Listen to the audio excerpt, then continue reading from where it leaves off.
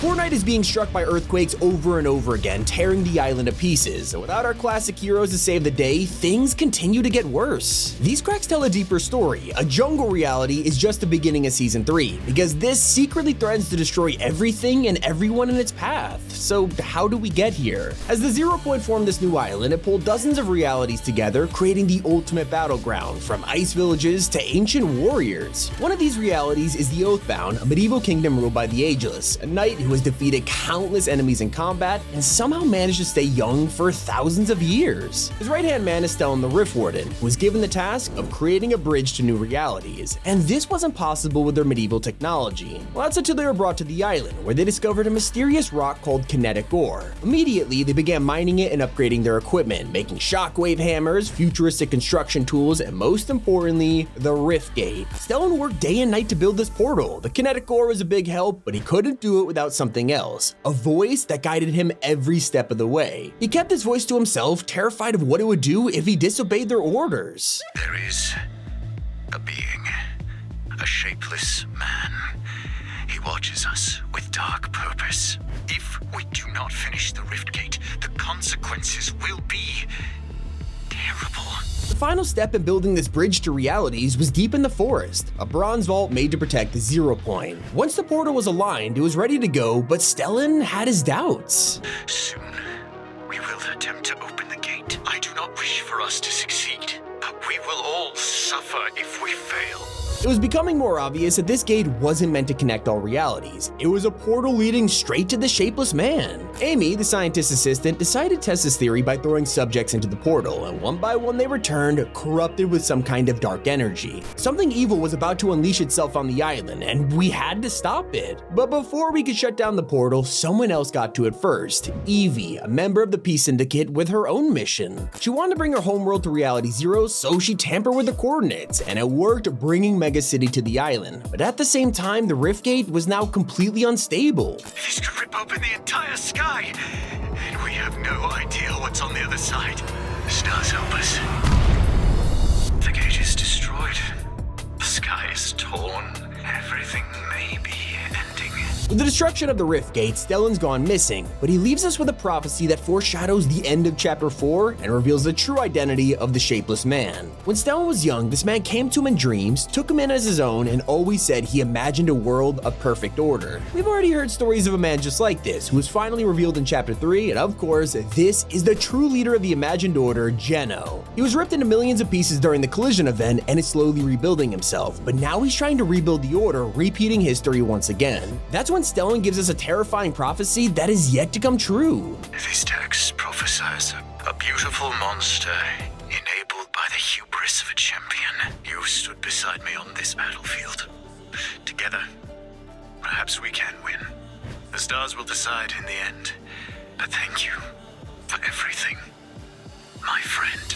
We never saw Stellan again, and only one person was able to leave through his portal, Amy, on a mission to rescue the Seven. As for the people that came from the other side, there were countless of them. 5 new factions suddenly at war, from a peace syndicate in the city to the Fox clan in the temples. But in the background, controlling this war like a puppet master, was an evil creature, Triarch Nox, a dark warrior of the last reality. He's working with a group called the Unseen, with their ultimate goal to take control of Mega City. But we team up with the peace syndicate to stop them before it turns into an all-out war. If Triarch Nox succeeds, he'll destroy everything, and this plan will also become his downfall. Once the syndicates all meet up and learn about this evil, they decide to work together. He was the only member of the last reality to make it through the portal, so he needs the help of the Unseen for his plan to work. That's when we put on a disguise and take matters into our own hands. They would be fools to work with the last reality, and if they win, there'd be nothing left. Somehow this argument convinces Highwire to step down, and she reveals the tech she's using to communicate with the last reality. We destroy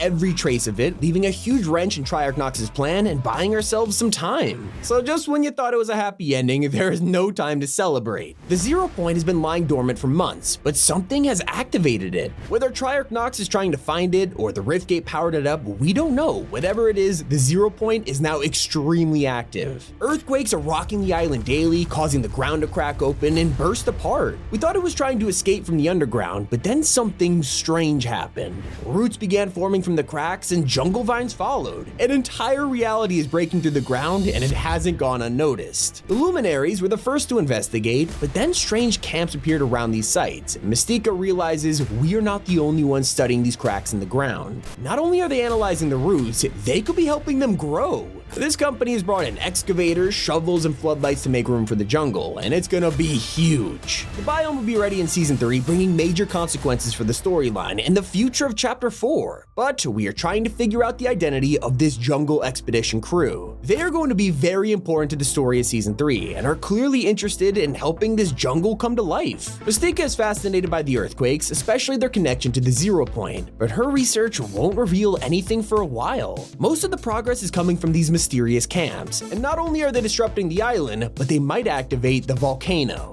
This has been lying dormant near Mega City since it was introduced, and at first you wouldn't suspect this hill to be a volcano. It looks just like a normal mountain, but the shape reveals a dark secret. If the volcano erupted, molten lava would flow directly into the city, melting everything in its path. So will the 0 point disturb this area and cause an eruption, or will this expedition crew take it into their own hands? It also begs the question, why is the 0 point bringing a jungle to the island? We've seen how it works in the past. Turns out the orb is not a random ball of energy, but it works just like a flower. We've watched as it blooms, dies, and regrows, and now it could be growing into another tree, but we know the whole jungle's coming. This means an entire reality is breaking out of the ground, bringing new characters, locations, and maybe even villains. We've been fooled in the past when a place looks beautiful only to be a distraction, and now it's confirmed that Season 3 won't have a crossover as a secret skin. Usually this is reserved for collabs, and they only move aside for important figures. In fact, the first secret skin was also our first ever storyline character, and recently the slot was filled by the Herald and the Foundation. But there is someone that's been rumored for years now. Ever since the leak survey, Dr. Sloan's return has been inevitable. She'll be coming back with Sam powers, and it's only a matter of when.